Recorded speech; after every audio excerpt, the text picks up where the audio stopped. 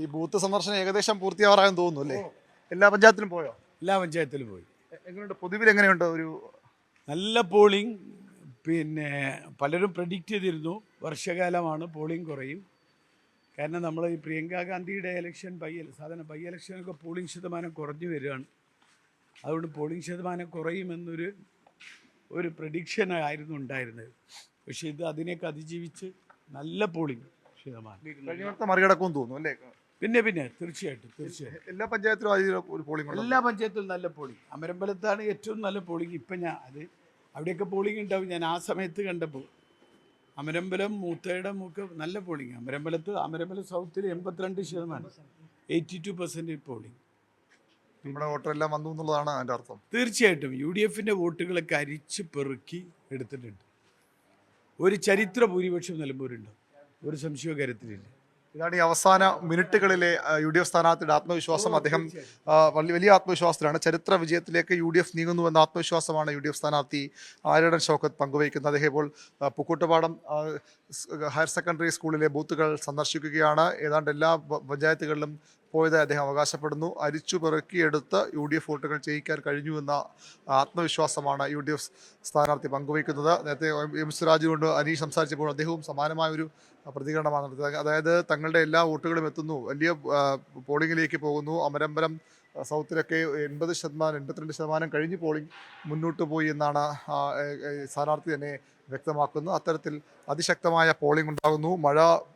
മഴക്കാലമാണ്, അതിശക്തമായ മഴയുണ്ടായിരുന്നു. മഴ ഈ പോളിംഗ് ശതമാനത്തെ കുറയ്ക്കുമോ അല്ലെങ്കിൽ പോളിംഗ് തടസ്സപ്പെടുത്തുമോ തരത്തിലുള്ള ആശങ്കകളുണ്ട്. എല്ലാ ആശങ്കകളും അസ്ഥാനത്തായിരിക്കുന്നു.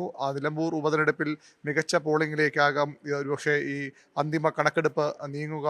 കഴിഞ്ഞ തവണത്തെ അപേക്ഷിച്ചുള്ള മറികടന്നുള്ളൊരു പോളിംഗ് ശതമാനത്തിലേക്ക് പോയാലും അത്ഭുതപ്പെടാനില്ല. ഇനിയുള്ള മിനിറ്റുകൾ, ബാക്കിയുള്ള ശേഷിക്കുന്ന സമയത്തു കൂടി സ്ഥാനാർത്ഥികൾ പരമാവധി ആളുകൾ ഏതാണ്ട് അരമണിക്കൂറിലേറെ ഇനിയും അവശേഷിക്കുന്നു. 36 മിനിറ്റോളമുണ്ട് നിശ്ചിത സമയം അവസാനിക്കാൻ. അതിനുശേഷവും എവിടെയെങ്കിലും ആളുകൾ ക്യൂവിലുണ്ടെങ്കിൽ 6 മണിവരെ പോളിംഗ് സ്റ്റേഷൻ്റെ പോളിംഗ് ബൂത്തുകളുടെ കോമ്പൗണ്ടിലുള്ള ആളുകൾക്ക് മുഴുവൻ എത്ര വൈകിയാലും വോട്ട് ചെയ്യാൻ അനുവദിക്കണം എന്നുള്ളതാണ് തിരഞ്ഞെടുപ്പ് കമ്മീഷൻ്റെ നിർദ്ദേശം. ആ രീതിയിൽ ആ വോട്ടിംഗ് അനുവദിക്കും. ഏതായാലും വലിയ ആത്മവിശ്വാസം UDF സ്ഥാനാർത്ഥിയും പ്രകടിപ്പിക്കുന്നു. LDF സ്ഥാനാർത്ഥിയും അതേ ആത്മവിശ്വാസമാണ് ഈ അവസാന മിനിറ്റുകളിൽ, മണിക്കൂറുകൾ പോലും പറയാൻ കഴിയില്ല, മിനിറ്റുകളിൽ പ്രകടിപ്പിക്കുന്നത്. അതിശക്തമായ പോളിംഗ് ഇത് എന്തിൻ്റെ സൂചനയാണ് എന്ന് ഈ ഘട്ടത്തിൽ ഒന്നും വ്യക്തമായി പറയാൻ കഴിയാത്തതാണ്. 3 മുന്നണികൾ, അതിനുമപ്പുറത്തേക്ക് PV അൻവർ എന്ന മുൻ MLA സ്വതന്ത്ര സ്ഥാനാർത്ഥിയുടെ പ്രചരണം, ആ പ്രചരണങ്ങൾ അതേപടി ജനം ഏറ്റെടുത്തിരിക്കുന്നു. വലിയ പോരാട്ടം. മുന്നണികളുടെ സ്ഥാനാർത്ഥികളുടെയൊക്കെ അഭ്യർത്ഥന, ആഹ്വാനങ്ങൾ ജനങ്ങൾ, നിലമ്പൂരിലെ വോട്ടർമാർ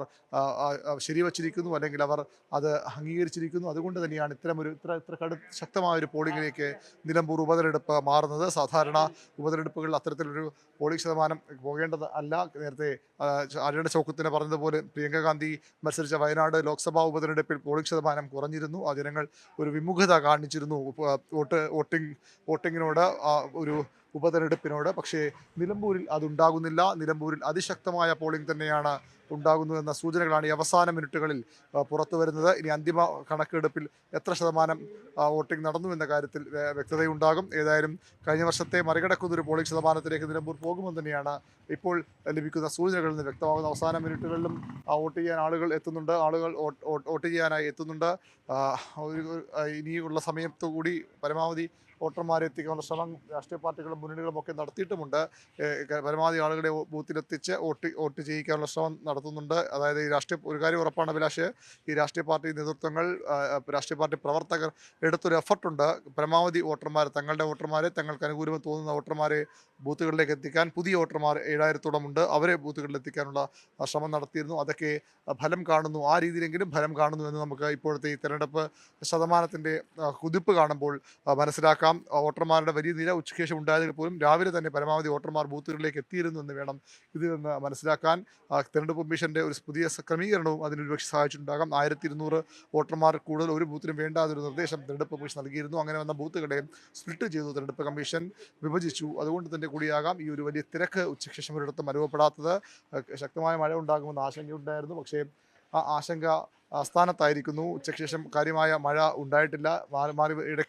ഇടവിട്ട് പെയ്യുന്ന ചെറിയ മഴ മാത്രമായിരുന്നു ഒരു തടസ്സമായി നിന്നു. പക്ഷേ അതുമൊക്കെ മറികടന്നുകൊണ്ട് ഉപതെരഞ്ഞെടുപ്പിൽ മികച്ച പോളിംഗിലേക്ക് പോകുമ്പോൾ സ്ഥാനാർത്ഥികൾക്ക്, മുന്നണികൾക്ക് വിജയപ്രതീക്ഷയാണ്. ഈ അവസാന മിനിറ്റുകളിലും ഈ അവസാന നിമിഷങ്ങളിലും വിജയപ്രതീക്ഷയാണ്. ഈ പോളിംഗ് ശതമാനത്തിലെ വർധന, കൂട്ടത്തോടുകൂടി പോളിംഗ് ബൂത്തുകളിലേക്ക് എത്തിയത് തങ്ങൾക്ക് വോട്ട് ചെയ്യാനാണെന്ന് സ്ഥാനാർത്ഥികളും മുന്നണികളും ഇപ്പോഴും വിശ്വസിക്കുന്നു. അല്ലെങ്കിൽ ഈ അവസാന നിമിഷം അവകാശവാദം കൈവെടിയാൻ അവർ തയ്യാറാകുന്നില്ല.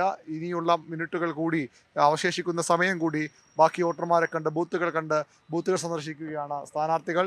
ഏതായാലും കേരളം ഏറ്റവും അധികം ആകാംക്ഷയോട് കാത്തിരുന്ന, ഏറ്റവും അധികം നിർണായകമായ, കേരള രാഷ്ട്രീയ ചരിത്രത്തിൽ തന്നെ ഏറ്റവും നിർണായകമായ ഉപതെരഞ്ഞെടുപ്പിൽ ഒന്നായി നിലമ്പൂർ മാറുമെന്നുറപ്പാണ്. പലരെയും വാഴ്ത്താനും പലരെയും വീഴ്ത്താനും ഈ ഉപതെരഞ്ഞെടുപ്പ് ഫലം കാരണമാകും എന്നുള്ളതും ഉറപ്പാണ്. ആ വീഴുന്നവർ ആര്, വാഴുന്നവർ ആര് എന്ന് 23-ാം തീയതി ഏതാണ്ട് 10 മണിയോടുകൂടി നമുക്ക് അറിയാൻ കഴിയും.